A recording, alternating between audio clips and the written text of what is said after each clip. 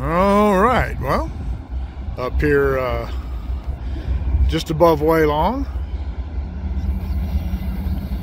Let's stand with me today.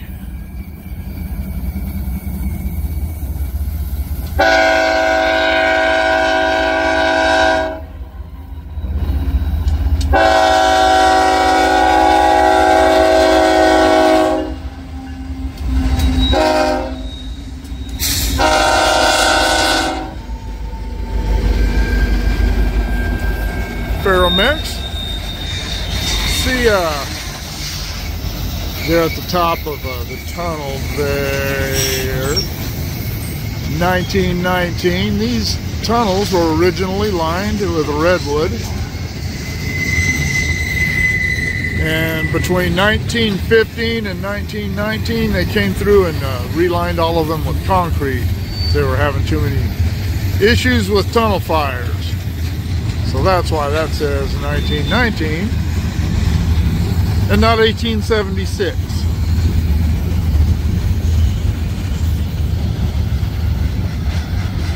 You can see, give Quinn a plug. You see that house there? That is where Quintessential Airbnb is.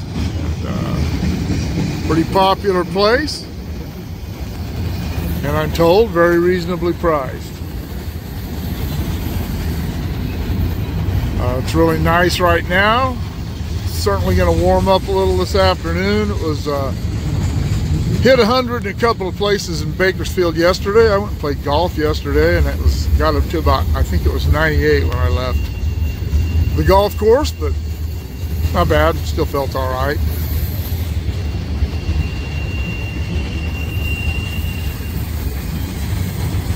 Definitely warming up though, and you can see that the green is disappearing on the hills, turning to our normal seasonal golden brown. And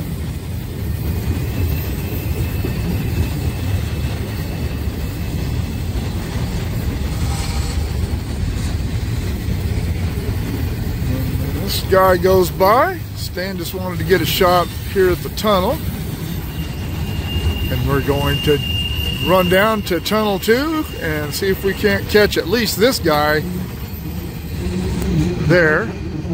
I wasn't out here yesterday. Stan said traffic was pretty slow, so we'll try to, if we can get one train in 2 or 3 places, that's what we're going to do. Well, we've moved up here just below Tunnel 1.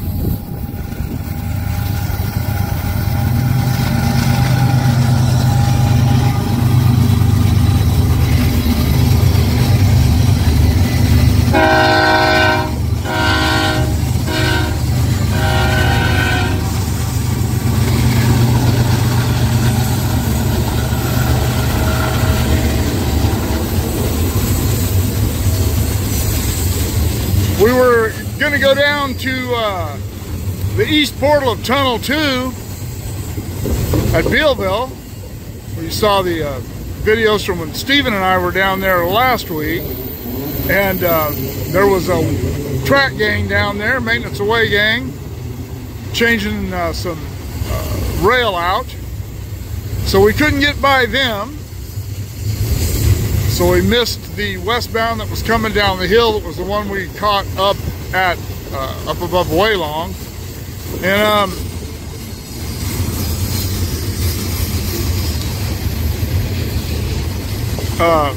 so we thought we would go down to, Stan wanted to go down to Illman. So we started headed down to Illman, but this guy was stopped at Caliente waiting for that westbound to come through. And his train was stretched out across the crossing down, in the first crossing down in the Caliente Creek Narrows. And this isn't a very long train, so it's good. Hopefully catch him winding around below himself, but it's not long enough to do that. So we, with them just working single track all the way up to Cliff, not being able to use the main line at Bealville. We just turned around and drove up here. Stan hadn't been up here to shoot anything. He didn't come. We didn't come up here the last time he was here.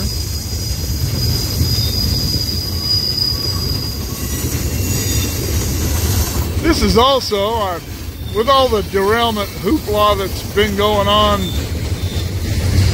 post East Palestine, I was looking through some of my derailment pictures, and I have lots and lots and lots of them. This is where I worked the second derailment I ever worked. It's actually just around the curve there. An axle broke on a intermodal train. This was back in '84. Had intermodal trains back then too. But yeah, an axle broke on one of the cars and put a few of them on the ground. I'm going to do a piece on using photographs from all the derailments I've worked. And people talk about all the derailments lately. As I've said in a few other videos, derailments are nothing new.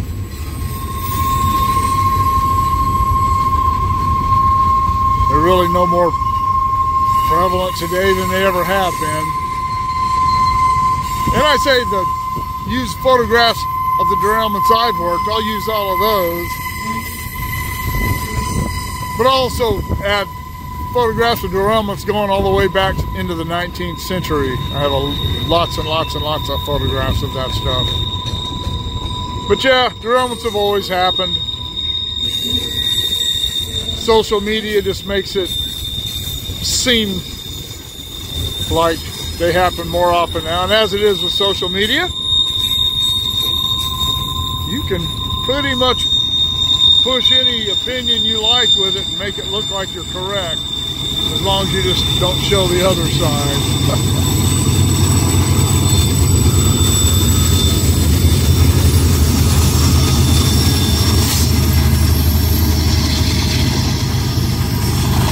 All right, take this opportunity to put up the URLs for my PayPal and my Patreon. Help the channel out that way, I'd sure appreciate it. All right, let's see what happens next.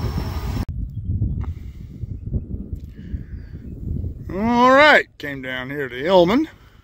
Got this eastbound. About to poke his nose around the curve here. There he is.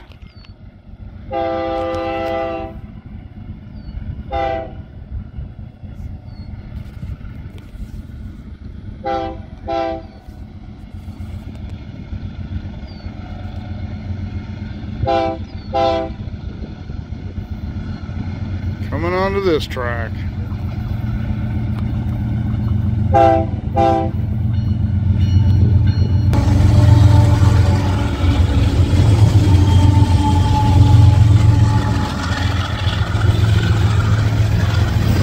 Sorry about that. I hit the wrong button and turned around, and if I wouldn't have edited that piece out, you'd have had to see my big old hog head.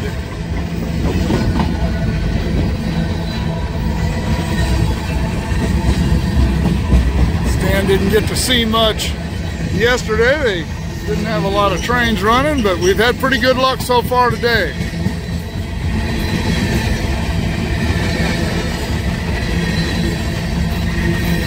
Get done here, we'll head back up toward the loop. A couple of specific shots that Stan wants to get.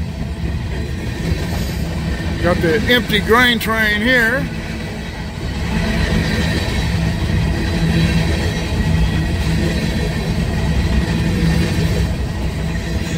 And that is,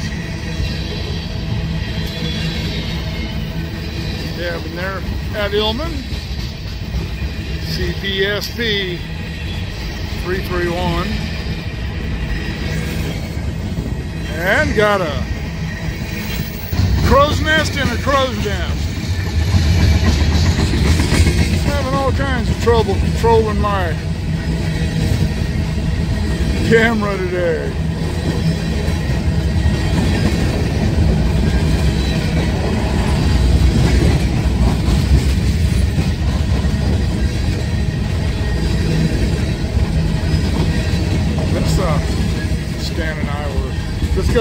snake safety earlier. This is a haven for snakes. The last 2 times that I saw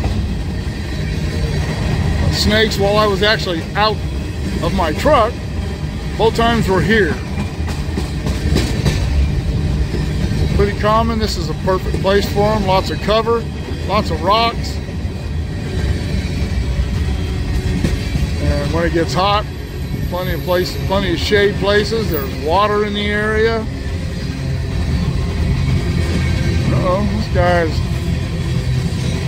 slowing down. They may be stopping him up at Caliente.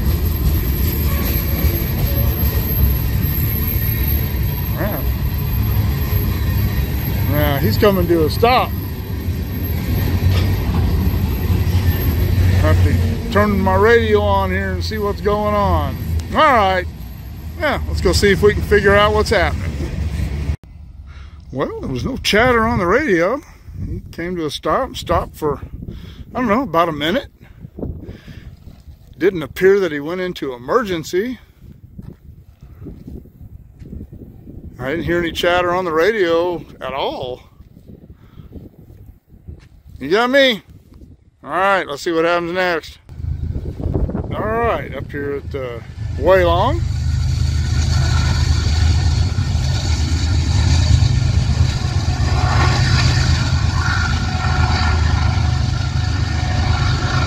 And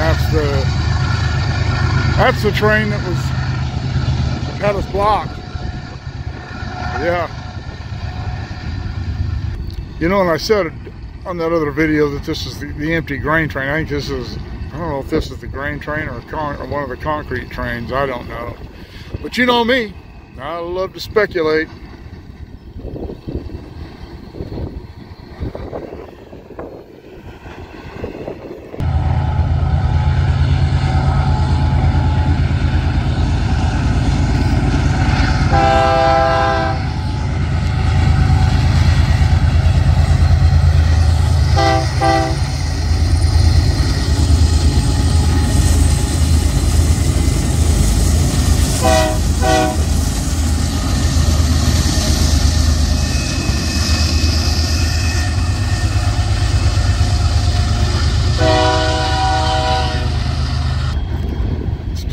Catch it.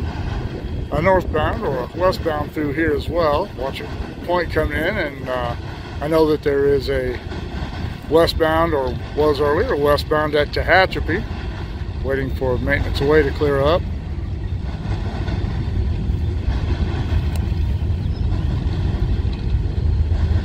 So we'll sit here and watch that too.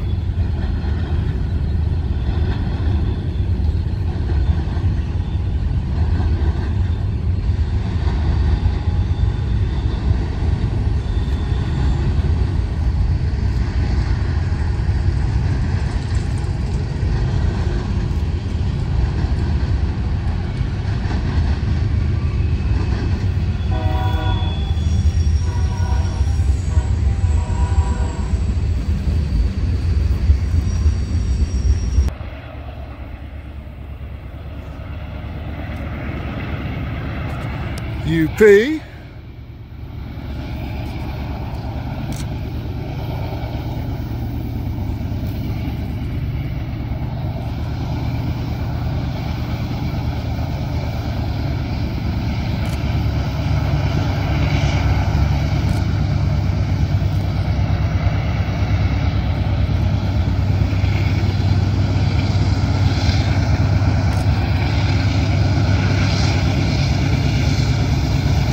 Chugging right along, Manifest.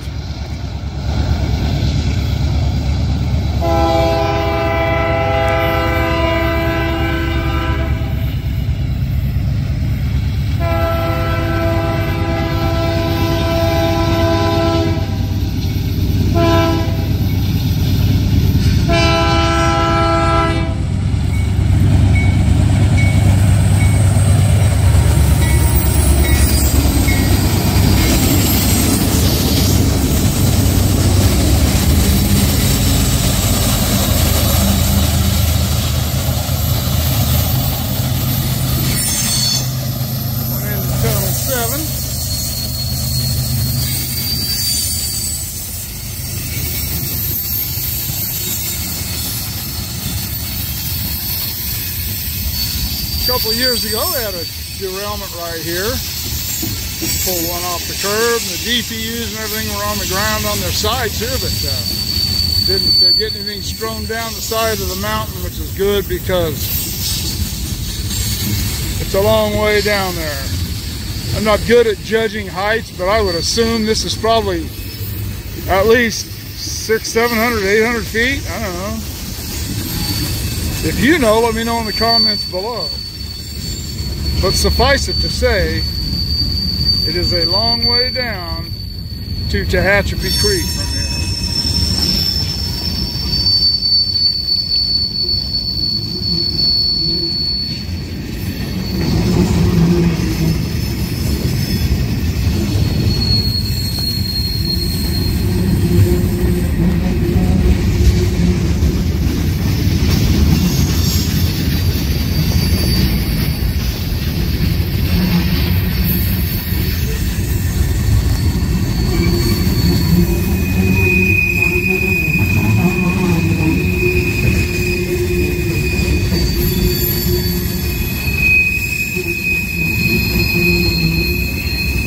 See-through car.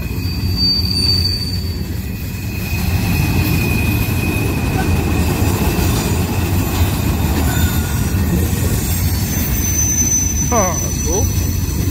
Mother's Heavy Coconuts. There's another nice one. Sorry, purists. It's the world we live in. Might as well enjoy the good stuff, huh?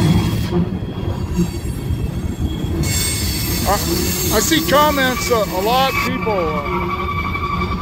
on my on this channel and on my Facebook, on some of the groups I'm on my Facebook, I should say, and people ask, you know, why does the railroad allow this to happen? I've addressed this before, but most of this stuff doesn't happen on railroads. It doesn't happen in yards. It happens on industry properties, somewhere the cars may be parked for some time. They're not generally sitting on the main line of the railroad long enough for them to do this kind of stuff. And a lot of this stuff, well, they didn't do it on that car, but a lot of this stuff, if you'll notice, they're starting to block out the information on the cars, the numbers, identification stuff. And that way nobody messes with their work. It doesn't affect operations. It doesn't make any difference to the industry if the car that's shipping it has something on it, and it doesn't matter to the railroad if they can identify their cars. There's one, you can see where they did that, blocked out all the pertinent information. That one too, and that one.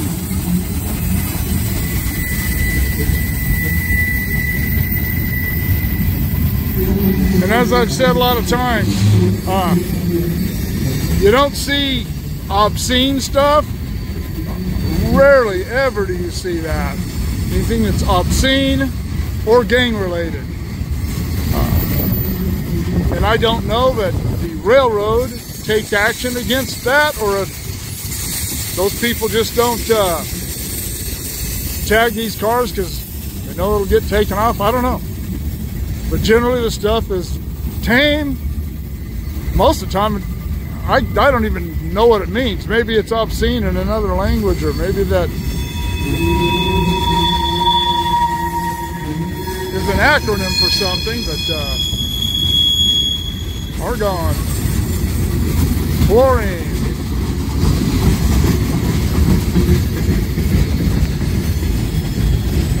But yeah, you don't see a lot of yucky stuff.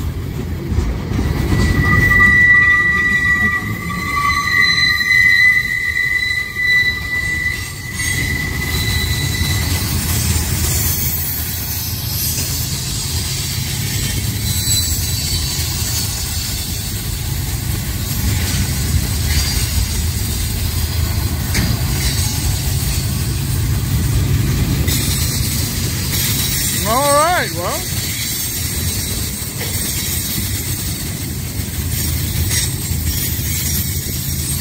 eastbound at East Cliff.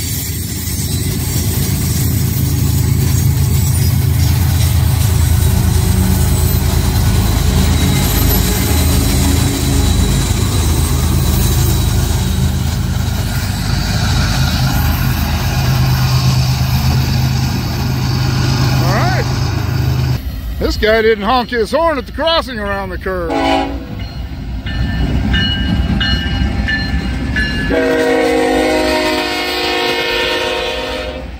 Snuck up on us. That was a cool consist. We left East Cliff, came down here, and there's a signal cleared here at West Cliff. So we stopped to catch this guy. And there is literally a crossing right around that curve. And trains are supposed to sound their horns at crossings, at all crossings. That one that came up a while ago, we heard him coming through Tunnel 5 and both crossings at Cliff. But oh well. Loaded auto rack.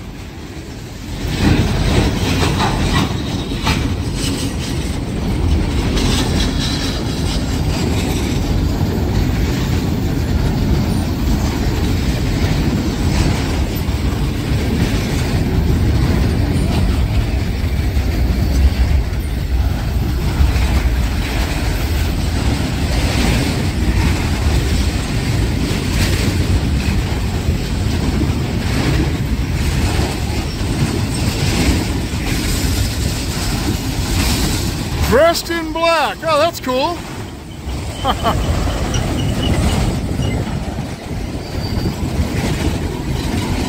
One of the cool things, there's a Grand Trunk car.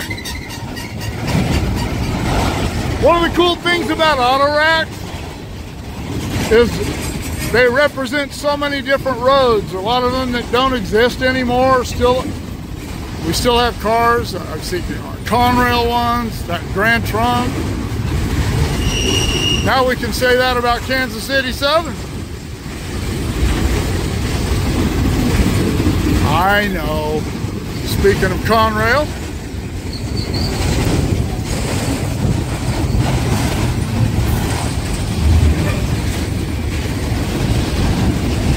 And we are at Tunnel 5. There's Stan. He's got his photographs done, taken, the ones he wanted. So now he's just waiting for me.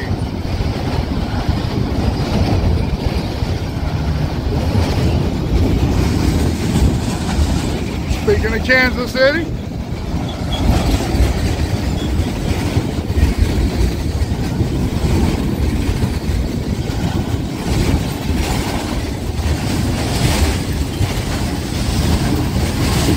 this train was parked at Woodford when we came through earlier on the way to Cliff.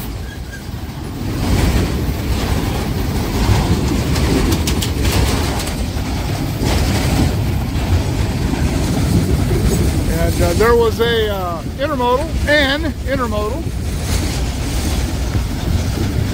parked right behind him, just right behind me, but up above Waylon.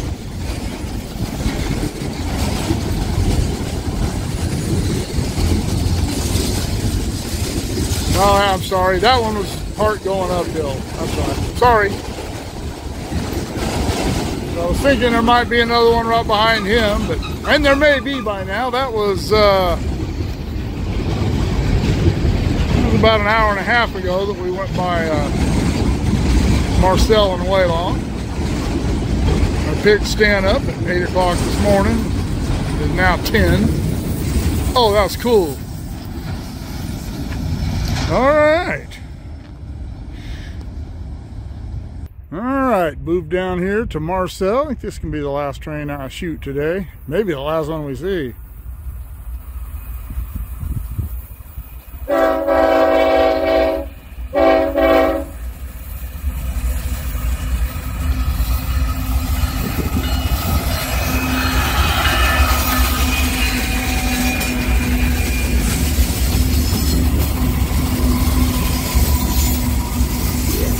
Stephen was saying that he hadn't caught one of the BNSFs with the white striping in the design, and the paint scheme yet. And that one just went by.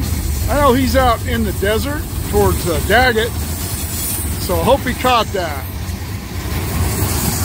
If he didn't, I'll do a video capture and send it to him.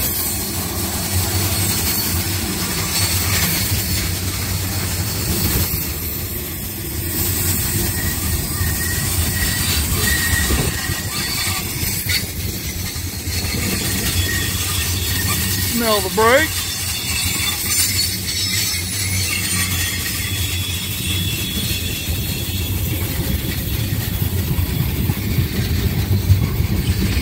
Cool.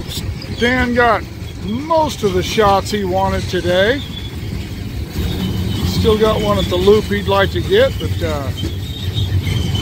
not sure what the traffic's going to look like the rest of the day. And I'm going to meet up with him again Sunday. This is Friday. I'm going to meet up again with him Sunday afternoon when I'm done at the depot, and maybe we'll go get that shot. He'll be leaving next Wednesday back to Massachusetts. So yeah, tomorrow I'm busy, and Monday's a no-go day up here. So maybe we'll get together Tuesday before he gets out of here.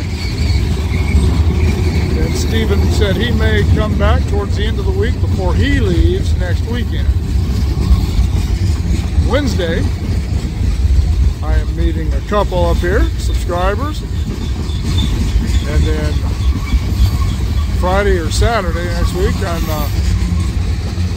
meeting a subscriber from North Carolina. It's been a really busy month with subscribers.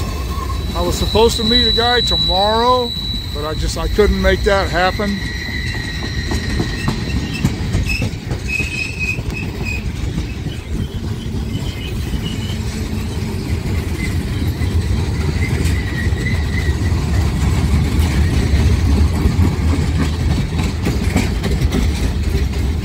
Yeah, Jennifer wants to go down to the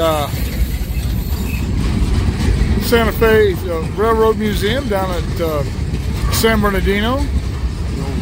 I guess it's in the old Santa Fe building. I don't know. I've never been there. I'm not familiar with San Bernardino area outside of the motocross track at Glen Helen and Chaparral Motorsports. And the West Colton Yard. And this chair.